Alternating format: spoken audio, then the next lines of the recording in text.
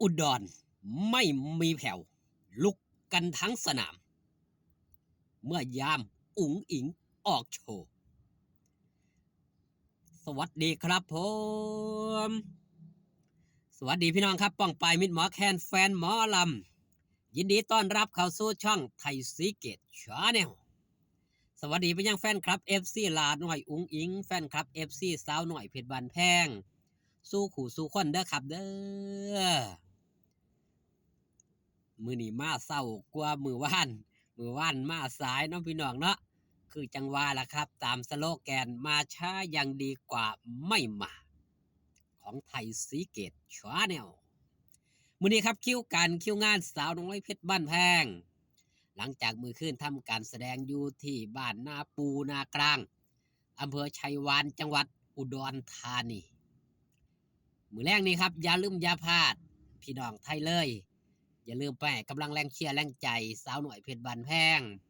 พร้อมทีมงานชาวคณะเต็มวงนำโดยศิลปินผู้นำทีมงานนั่นคือลาหน่อยอุ๋งอิงที่บ้านนะครับบ้านกำเนิดเพชรตำบลเมืองอำเภอเมืองเลยจังหวัดเลยอยู่ไกลก็อย่าลืมไปให้กำลังแรงเชียร์แรงใจกันหลายๆเด้อครับเด้อหันมาเว้าฮอดจอดถึงเรื่องราวของชาวอุดรไม่มีแผ่วลุกกันทั้งสนามเมื่อคืนที่ผ่านมาครับพี่น้องมิตรหมอแคนแฟนหมอลำที่พี่เบิงไปแย่งสาวน้อยเพชรบ้านแพงอยู่ทางบ้านหน้าปูหน้ากลางถือว่าสร้างปรากฏการณ์หน้าเวทีสาวน้อยเพชรบ้านแพงเป็นนิมิตหมายอันดีสำหรับหมอลำสาวน้อยเพชรบ้านแพงได้รับการต้อนรับจากมิตรหมอแคนแฟนหมอลำกันอย่างล้นหลามแสดงไปวางเดือนที่แล้วเนาะนั่นก็คือตำบลห้วยเม็กกับบ่ใกล้กันครับสามารถไปมาหาสู่กันได้ไปเบิ่งไปแย่งกันได้พี่น้องมิตรหมอแคนแฟนหมอลำก็ยังขยับขยายย้ายยับใหญ่สายสวยมาเบิ่งทางอำเภอชัยวานหลังจากที่ทางบ้านน้องไผ่ฝนตกบ่ได้ทำการแสดงก็หยุดไปเนาะไปพบพ่อกันกับปีหน้าหุ่นละพี่น้องมิตรหมอแคนแฟนหมอลำมือขึ้นให้เบิ่งภาพบรรยากาศครับเป็นภาพบรรยากาศอันนี้แล้วครับเด้อกระเสียนชัดแน่บ่ชัดแน่มันแจ้งกับเป็นภาพทางช่องเสียนนท์เสียวบอสโจเพิ่นได้ลงเป็นคลิปเรียวเอาไว้เนาะเป็นภาพพี่น้องมิตรหมอแคนแฟนหมอลำในช่วงลาหน่อยอุ้งอิงออกโชว์ในช่วงล่ำจังสี่ก็อุ้ยพี่น้องมิตรหมอแคนแฟนหมอลำวัยรุ่นแรก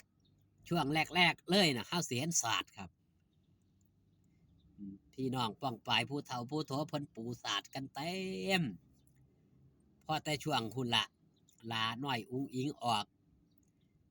ศาสตร์ก็เริ่มขยับขยายออกคือกันเนื่องจากว่ามีวัยรุ่นหนุ่มสาวเนาะเพิ่นได้เข้ามามวนมาเซินพากันลุกบาดนี่ได้ลุกกันทางสนามผู้เฒ่าก็ต้องขยับขยายเพราะถึงเวลาของวัยรุ่นสิมาในช่วงหลังไอ้หุ่นล่ะครับเด็กๆในจักหน่อยเขาว่าอุดรนี่เที่ยวเด็กเพิ่นก็มาแต่หุ่นละมามวนมาซืนกันมาเติมพลังกันเต็มที่มือขึ้นถือว่าราบรื่นไปด้วยดีสำหรับการแสดงของหลาดน้อยอุ๋งอิงผ่านพ้นไปด้วยดีหลังจากที่ทำการแสดงเสร็จในช่วงลำเรื่องต่อก่อนลาน้อยอุ๋งอิงอะเตรียมตัวเดินทางไปเมืองเลยบ้านกำเนิดเพชรค่ำคืนนี้ครับไปให้กำลังแรงเชียร์แรงใจถือว่าสาวน้อยเพชรบ้านแพงมาค่านี่อุดรหลายงานครับอุดรนี่มาพบพ่อ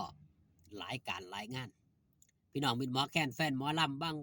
มองบ้างบอลกับบ่เคยเบิ่งคือกันสำหรับหลาน้อยอุ๋งอิงในฤดูกาลนี้ไทยสีเกตชาแนลกับว่าท่านได้เคยเบิ่งลาน้อยอุ๋งอิงเช่นเดียวกันมาระแวกไอ้ บ้านเชียงยืนเนาะทางแถวเชียงยืนวังหนึงหันก็บ่ได้ไปครับเนื่องจากว่าภารกิจการงานก็ได้แต่นำภาพนำข่าวมาเว้าสู่พี่สู่น้องฟังวันที่18นี่มาไกลกว่าเก่าแต่ก็ตำบลเชียงยืนคือกันแต่ก็ว่าย่นย่อลงมาอีกหน่อยหนึงก็ว่าสิได้ไปเบิ่งไปแย่งอยู่ครับพี่น้องอย่าลืมอย่าพลาดไปพบกันหน้าเวทีเด้อครับเด้อสิได้เก็บภาพบรรยากาศแต่ก็บ่ได้บ่นอนสำหรับหลาน้อยอุ๋งอิงสิได้มาแต่หัวเว้นบ่เพราะว่าหยังครับแว่วมานี่หลาน้อยอุ๋งอิงสิไปใส่เพลงสิไปอัดเพลงใหม่พี่น้องมิตรหมอแคนแฟนหมอลำก็รอลุ้นกันครับรอลุ้นกันว่าเฮาสิได้เบิ่งมือใดบ่ต้องห่วงว่ายอดวิวได้เท่านั้นยอดวิวได้เท่านี้ซุมื้อมันบ่มี1วัน1ล้านวิวคือแต่กี้แต่ก่อนมันบ่มีแฮชแท็กแบบนั้นเนาะเอาเอาเป็นว่าเพลงใดที่มีกระแสนิยมมากนั่นล่ะครับสำหรับเพลงหลาน้อยอุ๋งอิงพี่น้องป้องปายมิตรหมอแคนแฟนหมอลำเชื่อได้เลยว่าตั้งตารอคอยที่สิเบิ่งที่สิแย่งที่อยากเห็นหลาน้อยอุ๋งอิงร้องเพลงใหม่ๆบนเวทีหรือว่าซิงเกิลใหม่นั่นเองต่างคนก็ต่างรอคอย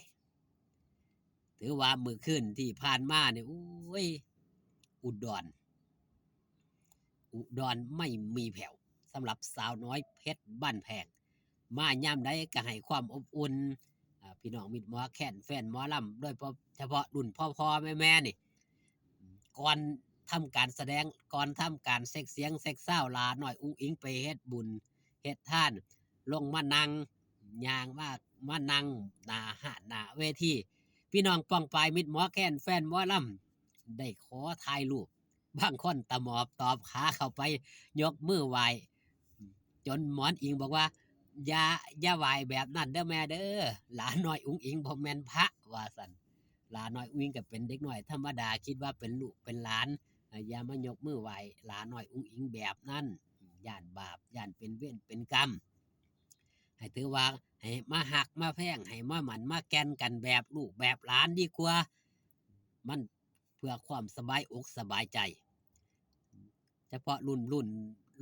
แม่นี่เพิ่นก็นับถือหลาน้อยอุ้งอิงในจิตในใจเพิ่นหลายผู้หลายคนก็นับถือมากกว่าเด็กน้อยธรรมดาตามที่เฮาได้เห็นนั่นล่ะครับอุ้งอิงแรงไม่มีแผ่วเอาสำหรับคลิปนี้ฝากตอนเรื่องเล่าเอาไว้แต่เพียงสำนี้ครับพอกันคลิปหน้าสบายดีครับผม